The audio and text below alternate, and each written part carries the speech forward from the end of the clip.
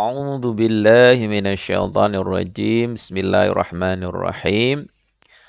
Pada kesempatan yang lalu saya sudah berbagi tentang apa itu tafwid dan apa itu mufawwidah. Tafwid adalah menyerahkan, menitipkan satu perkara kepada orang lain. Dalam pembahasan agama dan akidah ada dua macam bentuk tafwid ya. Tafwid manusia kepada Allah. Dan yang kedua, tafwid Allah kepada manusia atau makhluk yang lainnya. Orang yang melakukan tafwid disebut mufawwidah. Kemudian pada saat ini, ya sekarang saya ingin menceritakan atau berbagi tentang apa itu ta'wil dan apa itu mu'awwilah. Nah, sebelumnya saya ingin memberikan pendahuluan bahwa pembahasan tentang tafwid dan ta'wil ini ada di dalam ulumul Quran dan juga ilmu kalam. Kita mulai dari ta'wil. Ta'wil berasal dari kata dasar aul dengan wazan qaul, memiliki pengertian kembali pada aslinya. Dan kata maul dengan wazan maudhi' memiliki pengertian tempat kembali. Dengan demikian, ta'wil adalah mengembalikan suatu perkara pada maksud aslinya, baik berupa ilmu pengetahuan maupun tindakan dan perbuatan. Nah, keterangan ta'wil atau definisi ta'wil ini bisa kita dapatkan dalam surat Al-Imran ayat 7. Huwaladzi, dialah alladzi yang anzala menurunkan alaika kepadamu alkitaba kitab minhu darinya ayatun ayat-ayat muhkamatun satu muhkamat hunna itulah umul kitab pokok-pokok alkitab dua wa ukharu dan yang lainnya mutasyabihat tiga ya ayat-ayat yang samar.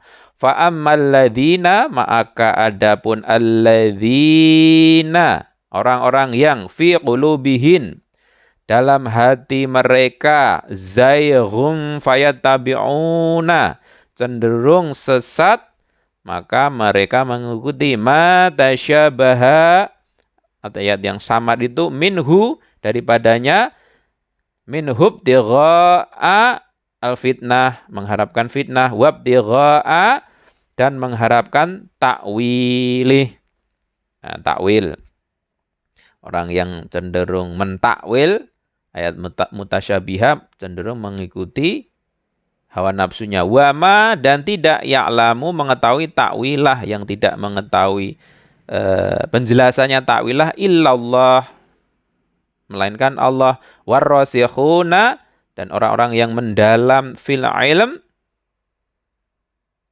di dalam ilmu yaquluna mereka berkata amanna kami beriman bih kepadanya. Kullu semuanya min indi dari sisi Rabbina Tuhan kami wa ma dan tidaklah yadzakaru mengambil pelajaran illa melainkan ulul albab orang-orang yang mempunyai akal. Ya. Jadi dari surat Al-Imran ayat 7 ini ada beberapa inti. Pertama adalah ayat tentang muhkamat, yang kedua tentang mutasyabihat, kemudian tentang ta'wil, kemudian tentang rasikhuna fil ilm dan ulul albab. Nah, apa yang dimaksud dengan ayat muhkamat ya? Ayat muhkamat adalah ayat-ayat yang terang dan tegas maksudnya dan dapat dipahami dengan mudah. Ayat yang mutasyabih artinya ayat-ayat yang mengandung beberapa pengertian dan tidak dapat ditentukan arti mana yang dimaksud kecuali sesudah diselidiki secara mendalam.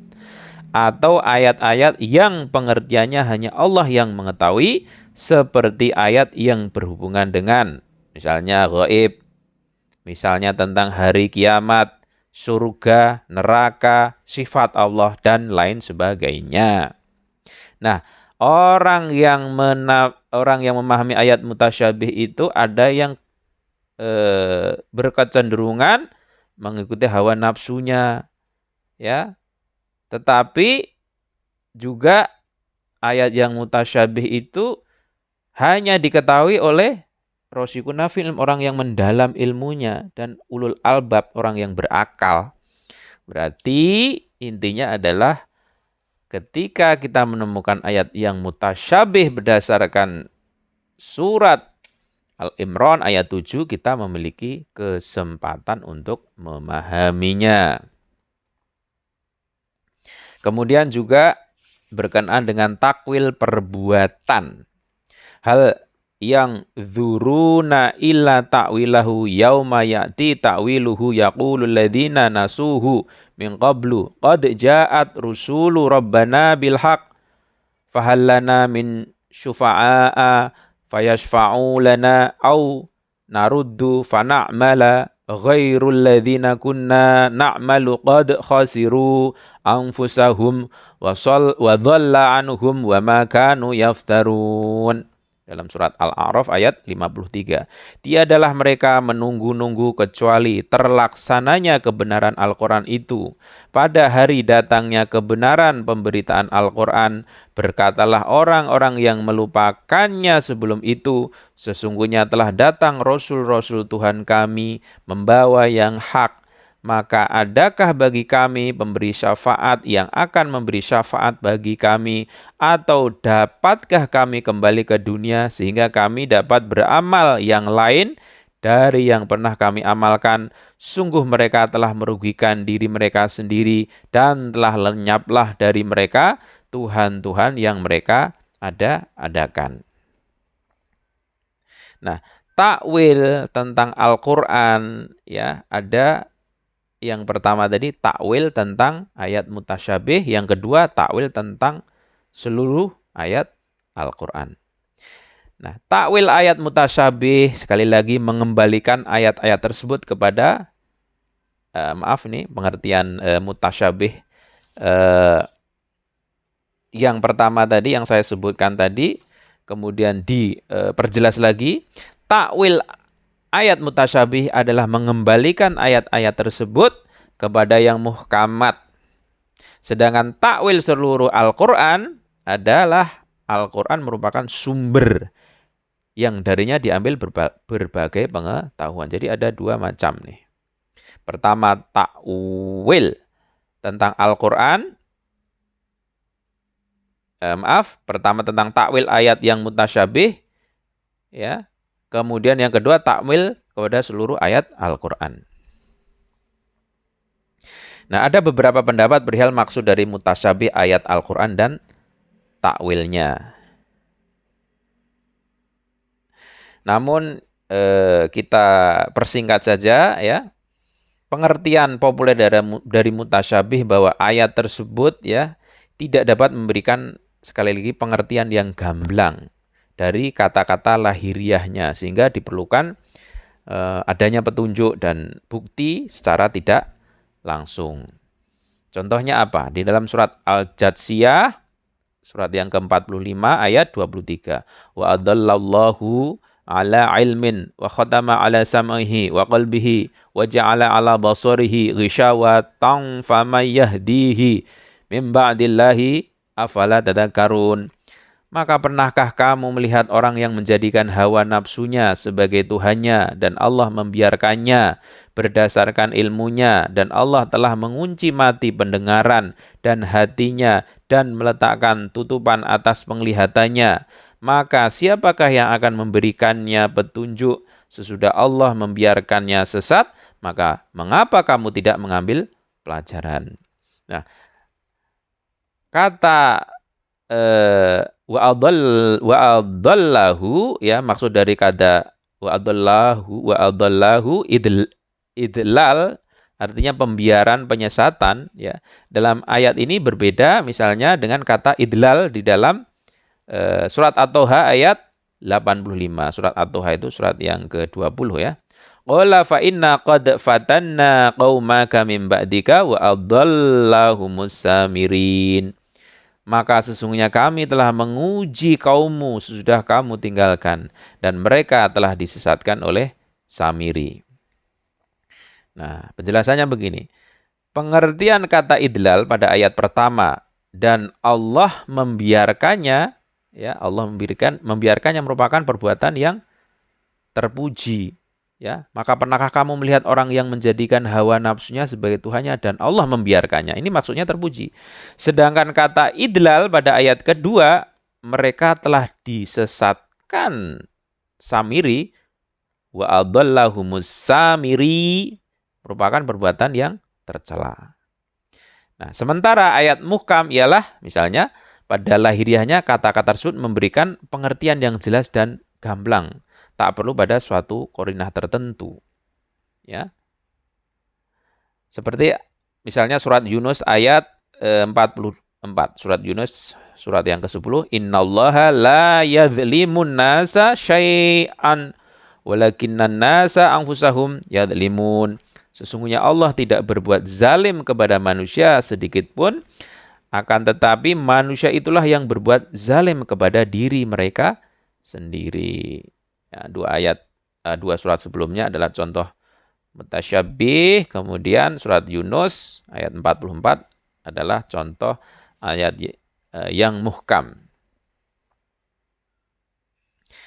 Sekali lagi pengertian lahiriah dari kata yang tercantum dalam ayat mutasyabih bukanlah suatu pengertian menjadi maksud dan tujuannya, tetapi maksud dan tujuannya adalah suatu pengertian yang lain, dan pengertian tersebut dapat diketahui melalui petunjuk dan bukti secara tidak langsung, secara verbal atau rasional. Nah, di tengah kaum mufasir dan mutakalim, mereka menyebut perbuatan ini disebut dengan takwil. Ya, dan mereka yang menggunakan metode ini disebut dengan muawwilah.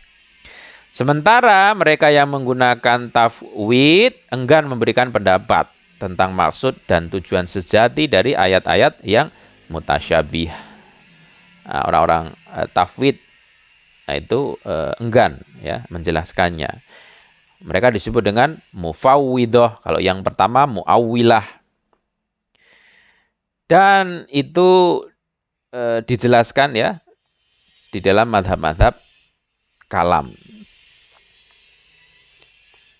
Baik Mu'tazilah, Asy'ariyah, Maturidiyah, Salaf, Al-Hadis, dan Imamiyah menggunakan metode takwil. Sekalipun kaum Salaf dan Ahlul Hadis.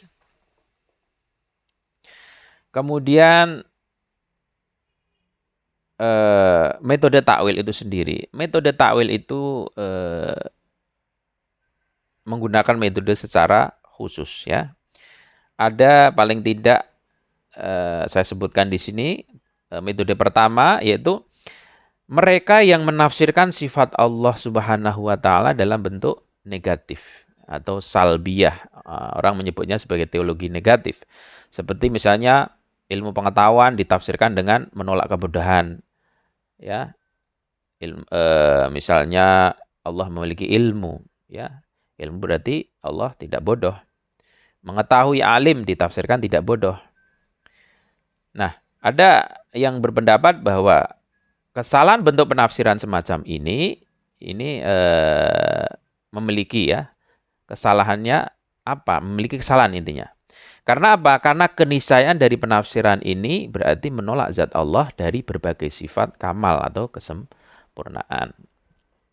Oke. Kemudian metode takwil yang kedua adalah mereka yang menafsirkan ayat yang berhubungan dengan nama dan sifat Allah dengan satu pengertian yang menurut pandangan akal dan nakli, sekali lagi, menurut akal dan nakli tidak bertentangan dengan prinsip utama agama atau usuluddin dan menamakan metode ini dengan takwil.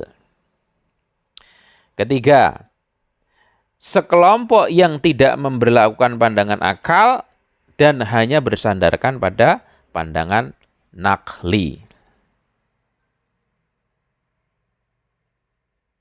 Nah, bantahan atas kedua metode penafsiran ini adalah bahwa penafsiran Al-Quran tanpa berdasarkan pada firman Allah dan sunnah yang jelas dan qati' ya sama saja menafsirkan menurut pandangan pribadi sebagaimana yang dilarang di dalam Al-Quran dan Sunnah. Sebagaimana yang tersirat tadi di dalam surat Al-Imran ayat 7. Kemudian kita masuk pada bagaimana cara menafsirkan mutasyabih. Ada dua pendapat di sini, cara di sini. Misalnya mengembalikan ayat yang mutasyabih ya kepada ayat yang muhkam. Ini pendapat yang pertama. Misalnya dalam surat At-Toha ayat 5, Ar-Rahmanu 'alal 'arsy istawa, yaitu Tuhan yang Maha Pemurah yang bersemayam di atas arsy. Ada riwayat yang mengatakan bahwa maksudnya adalah kami mengakui keberadaan arsy bagi Allah Subhanahu wa taala. Kami juga meyakini Dia istiswa di arsy. Karena apa? Karena ini topik tema ini dibahas di dalam Al-Qur'an. Dan bukan berarti arsy yang membawa Allah, tetapi Dialah yang menjaga arsy. Arsy tidak menguasai Allah dan Dia tidak butuh arsy. Hakikat arsy adalah sebagaimana yang disebutkan ayat yang lain. Wasi'a kursiyuhus samawati wal ard. Kursi Allah meliputi langit dan bumi. Jadi ayat mutasyabih ya, Toha ayat 5, kemudian dicari maknanya yang muhkam sebagai induk ayat ya. Wasi'a kursiyuhus samawati wal ard. Metode yang kedua dalam menafsirkan mutasyabih adalah dengan pembedaan atau tab'id. Nah, metode ini ada dua. Yang pertama, ayat-ayat yang berhubungan dengan sifat-sifat Allah. Ya. Yang kedua, ayat-ayat yang berhubungan dengan perbuatan Allah. Pada bentuk pertama, artinya ayat-ayat yang berkaitan dengan sifat Allah menggunakan metode takwil. Dan yang kedua, memberlakukan pengertian dan objek lahiriah ayat-ayat tersebut. Misalnya, ya, karena itu mereka menakwilkan seperti sifat, misalnya mendengar, melihat, rela, marah, sedih, dan semisalnya, dan tidak menakwilkan arsy, kursi, lauh, kalam, dan lain sebagainya. Jadi menafsirkan ayat-ayat yang berhubungan dengan perbuatan, ya. Allah pasti maha melihat, Allah pasti maha mendengar, itu ditakwilkan. Tetapi berkaitan dengan sifat-sifat Allah, arsy, kursi, lauh, kalam, ya, tidak ditakwilkan. Nah, ada yang berpendapat bahwa metode pembedaan ini, ya, pembedaan ayat yang berkenaan dengan sifat Allah dan ayat-ayat yang berkaitan dengan perbuatan Allah ini, ada yang berpendapat tidak memiliki dalil yang kuat. Kenapa? Tolak ukur keharusan takwil diberlakukan pada bagian yang pertama, juga berlaku pada yang kedua. Sebenarnya gitu kan. Ini pendapat ya. Juga sebenarnya berlaku pada bagian kedua, artinya keniscayaan jism, materi, kebutuhan.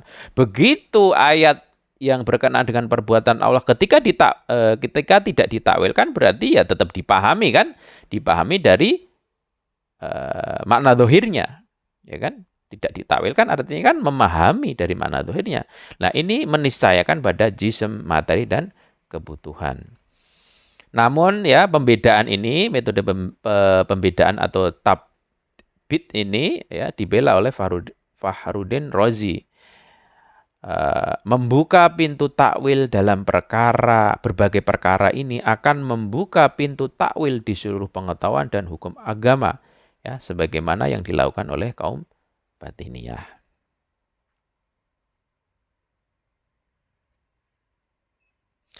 Fakhruddin Razi dalam upaya membela metode mereka mengatakan membuka pintu takwil dalam berbagai perkara ini akan membuka pintu takwil di seluruh pengetahuan dan hukum agama sebagaimana yang dilakukan kaum batiniyah. Kemudian tentunya pembandingan tersebut tidaklah sempurna ya, khususnya jika menakwilkan ayat-ayat yang mutasyabih ya. Dan kalau dalam observasi saya lebih memungkinkan mengembalikan mutasyabih pada muhkamat ya, agar terhindar dari kecenderungan tadi, hawa nafsu tadi. Kembalikan ayat yang mutasyabih pada ayat-ayat yang muhkam. Sekian, semoga bermanfaat. Wassalamualaikum warahmatullahi wabarakatuh.